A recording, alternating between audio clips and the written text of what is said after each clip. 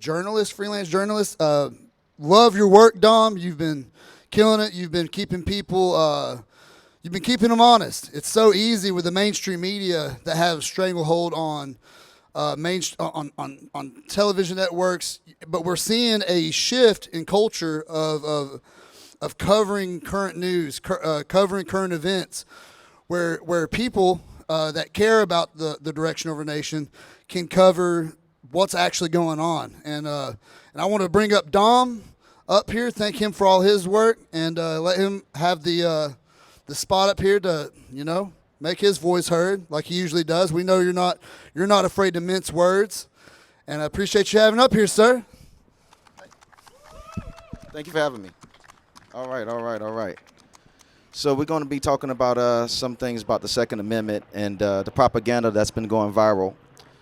I've been noticing that Democrats have been trying to rally black civilians all around America to believe in propaganda that taking away the guns somehow protect us.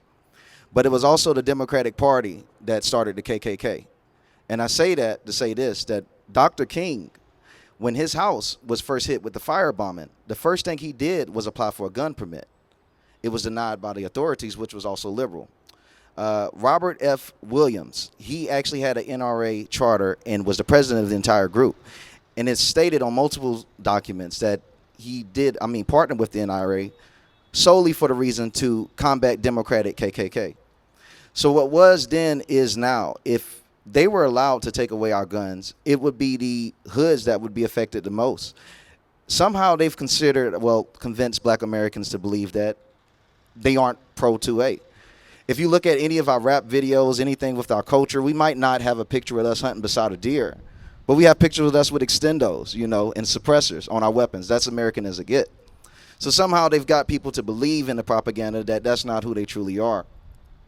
It's very unfortunate. I even see with the recent school shooting down here in Nashville that our congressmen down here, they politicized it, and they didn't make it about what it was really about. Unfortunately, it was about a transgender that was, mentally unstable and unfortunately just wasn't satisfied with being a former student at that school and took it out on those students. Somehow they made it about the gun. The thing that's strange, I see a lot of people, they like to post about Mar-a-Lago and show how there's no shootings at Mar-a-Lago. When President Trump is there, there's security settings, there's security booths, etc.